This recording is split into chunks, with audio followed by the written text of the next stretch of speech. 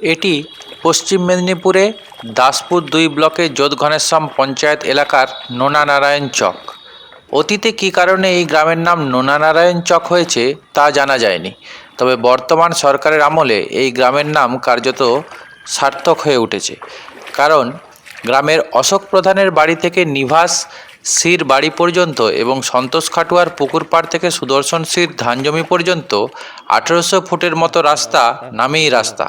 আসলে রাস্তার কোনো অস্তিত্ব নেই সেখানে। যা আছে তা হলো এক হাঁটু কাদা, জলে ভরা মেঠো পথ। গ্রামের শতাধিক মানুষকে নিত্যদিন এই জল কাদা পেরিয়ে হেঁটে কোনো রকমে পার হতে হয়। এই খারাপ রাস্তার কারণে গ্রামে কোনো চিকিৎসকও আসেন না রোগী দেখতে। সাধারণ মানুষ, গর্ভবতী মহিলা, স্কুলের বাচ্চা সবাইকে রোজ এই পথ পেরিয়েই যেতে হয়। যানবাহন তো দূরের কথা, জল কাদা ঘেঁটে মানুষের পায়েই কার্যত বর্ষায় নোনা লেগে যাওয়ার অবস্থা। তাই গত ১০ বছর ধরে গ্রামের মানুষ গ্রাম সংসদ, গ্রাম পঞ্চায়েত, এমনকি ব্লক স্তর পর্যন্ত আবেদন করে গিয়েছেন, কিন্তু সেই আবেদনে কার্যত কেউ কানই দেননি। শেষ পর্যন্ত ফোন করে এই রাস্তা করে দেওয়ার আবেদন করেন গ্রামের মানুষ সরাসরি নবান্নে। তারপর আশার আলো হয়ে ২০২৩ সালের ডিসেম্বরে উদয় হয় একটিমাত্র পথশ্রী বোর্ডের। আজ পর্যন্ত দেখা মেলেনি রাস্তার।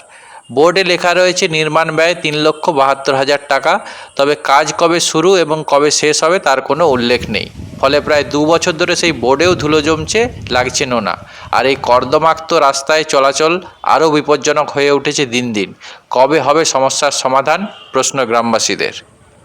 আমরা বহু বছর ধরে সংসদে অনেকবার জানিয়েছি, জানা সত্ত্বেও কোনো কাজ আমাদের হয়নি। লাস্ট অব্দি আমরা প্রশাসনের দ্বারস্থ হয়েছি, সেখানেও কোনো কিছু না হওয়ার জন্যে আমরা লাস্টে নবান্নয় ফোন করি। নবান্ন থেকে আমরা সেখান থেকে পদশ্রী রাস্তা আদায় করি সেপ্টেম্বর মাসে ২০২৩। কিন্তু পদশ্রী রাস্তার বোর্ড পড়লেও কোনো কাজ আমাদের হয়নি। এই রাস্তার উপর দিয়েই ১০০-রও বেশি লোকের যাতায়াত হয়। অনেকগুলো পরিবার খুব সমস্যার সম্মুখীন, বা গর্ভবতী মহিলাও অনেকে আছে এখানে। বাচ্চাদের স্কুল যাওয়ার খুব সমস্যা। তাই আমি প্রশাসনের কাছে আবেদন করছি যাতে এই রাস্তাটা তাড়াতাড়ি হয়, সেই জন্য দৃষ্টি আকর্ষণ করছি। আমাদের এই রাস্তা দীর্ঘদিন যাবৎ এই পরিস্থিতিতে আমরা যাতায়াত করছি। এই ছোট থেকে এই গোটা রাস্তাটা এই পরিস্থিতি সারা বছর যেমন তেমন থাকে, কিন্তু বর্ষাকালের মধ্যে আমরা যাতায়াত করতে খুব অসুবিধা হয়। কারো শরীর খারাপ হলে হসপিটালে নিয়ে যাওয়ার প্রয়োজন হলেও কিন্তু এই রাস্তা দিয়ে সবাইকে কোলে করে কোনো রকমভাবে যাতায়াত করতে হয়। যাতায়াত করাই যায় না এখান থেকে। দিয়ে জল এখন বাড়তে শুরু করেছে, আস্তে আস্তে গোটা রাস্তাটাই জলে ভর্তি হয়ে যায়। এক সময় সেটা ১ হাঁটু থেকে ১ কোমর পর্যন্ত জল হয়ে যায় এখানে।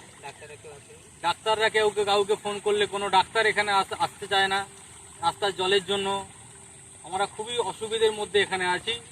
তাই প্রশাসনের কাছে দৃষ্টি আকর্ষণ করছি, তারা এটাকে খুব নজর দিয়ে দেখুক।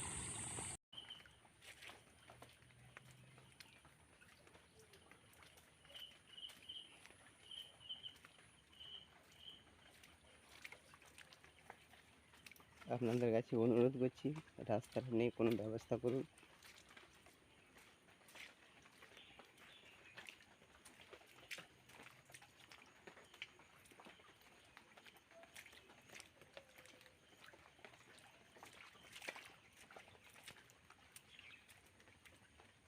বয়স্ক মানুষ আছে, গর্ভবতী মহিলাও আছেন।